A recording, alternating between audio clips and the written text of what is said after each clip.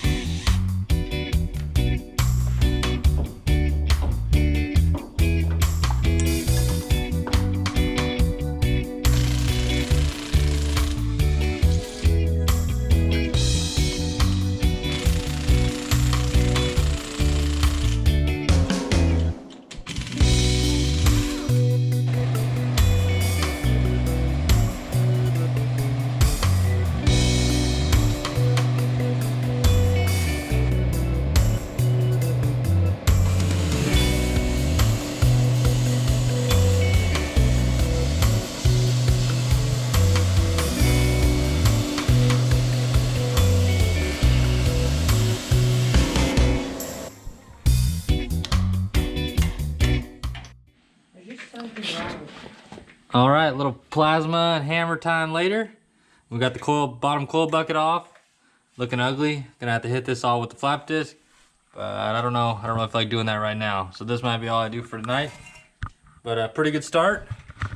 And that's what happens. I just decided to do this earlier today. Haven't even ordered any parts yet. Already got it cut off. So that way when my parts show up, we'll be ready to go back together. All right, so a couple hours with the plasma. In the grinder later, got the coil bucket that was here cut off and kind of cleaned up, and actually doesn't look too bad. Check out the other side. So we are ready for coilover. So I think they're gonna come in the mail tomorrow. Probably super late, so I'll have to hang out at the shop until they show up. But then we're coming straight in here, and we're gonna get them set in there, and who knows, maybe I'll have this thing on the ground tomorrow. We'll see. So I threw all these little pieces I cut off, and that's not even all of them. And it ended up being about 10 pounds. So that's 10 pounds just off the bracketry of the axle. And then I also weighed each of these springs. These are actually half-ton springs that have been cut. So it's like the least amount of spring you could run on this, and they still weigh 15 pounds a piece.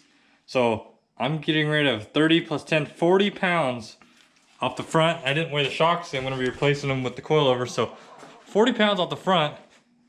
So that's a pretty hefty gain. Plus it's just gonna work so much better. So I'm actually really pumped I'm doing this right now. My package from Summit showed up. Got some QA1 12-inch 500-pound springs, and then some double adjustable coilovers. So I'm gonna get the bearings and C-clips put in here, get the spring on, and then we will get underneath the truck and start setting it up and see if it's gonna work. All right, so I got the coilover sitting in here, got a couple washers to make it kind of a spacer. And then this is a really tight fit up here between the factory holes, so I'm not sure if it's gonna have clearance, but I'm going to get the top hat up on there, get the stud adapter through there, and kind of get it snugged up and see if it has clearance, and if it does, then we'll move to the next side.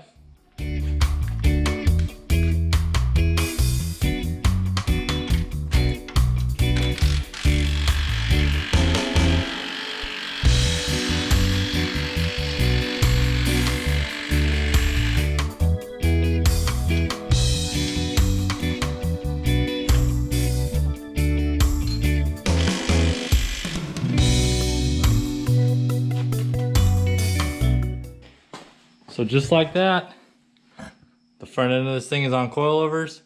I got the spring adjusted decently close to fine tune it. As you can see, it barely has any travel there, but we're not worried about that. I'm gonna make it super stiff. And now I can really control the way the front end lifts and hopefully get it to hook better. But really overall, really easy. I mean, all the factory stuff, just got an adapter up there to run it to a stud. I cut off all this stuff, which you really wouldn't need to. You could actually leave it and just make a little opening for the knobs. But I know I wasn't gonna run it, it's just extra weight, so cut it all off. I'm gonna get the wheels back on it and we'll set it on the ground. And look at my ride height, maybe do some final spring adjustments. All right, there it is, back on the ground. We got coilovers, and I got it adjusted, sitting pretty level. You can see we got trim bump stops, and got about 3/8 of an inch before it hits the bump stops. I may end up cutting off that whole bump stop, then I can lower this thing another inch and a half and really get it sitting low. I just got to make sure it has clearance for the oil pan and the steering and stuff, but I think it does. And I'm just a sucker for low, so if this thing was lower. But yeah, pretty simple, and I'm actually really stoked to go do some more launches and see if I can hit the rebound and keep that front end down, and if it'll plant the rear harder without having all that weight transfer and then unloading and getting that hop in the tires. So that's really what I'm looking for. But yeah, pretty pumped on that, really simple. So I think I'm gonna do some 4-link changes, some more 4-link changes, and then we'll go do some testing.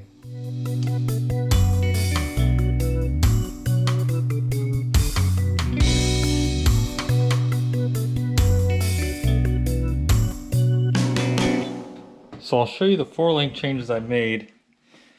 This is how it was. You can see I'm 1 hole down on the rear axle, and I'm 3 holes down on the front link bracket. And I also noticed that my pinion angle was actually kind of like straight up, or actually a little bit the wrong way. So I adjusted the bars to my pinion angle first, and then I moved this bar down 1 hole in the front, so I'm 4 holes down, and up to the top hole here. And my theory on that is I'm trying to get my instant center above the anti-squat line. I did my math, and I actually wasn't quite. I was like 96%. I thought I was 107%, but it was actually like 90%, somewhere in that range. So it still had some squat. So I'm trying to get it to have separation when I launch. I might be completely wrong. I might be going about it all wrong, but it's just from what I've read and what I've watched videos on. I'm gonna start there and try to get it to separate a tiny bit on launch. So that's what I'm doing now. Like I said, I may be making a mistake. I might be going the wrong way. If you've set up a 4-link on a 4-wheel drive drag truck and have actually done it, leave me a comment or DM me on Instagram or something. So I'm just kind of trying to learn and go for it. But I'm gonna get this bar adjusted now. And I'm also gonna adjust my coilovers to give myself a little bit more extension. So if it does separate, I'll have plenty of shock travel each way. Right now I have a lot more compression travel, but not much up travel, so or down travel. So I'm gonna adjust those and adjust the ride height. So hoping to get it dialed in. It sucks making all these changes all the time because every time I try anything, I'm just like starting at square one. But I think once I get it to where I think it needs to be, and then I can start tweaking it from there.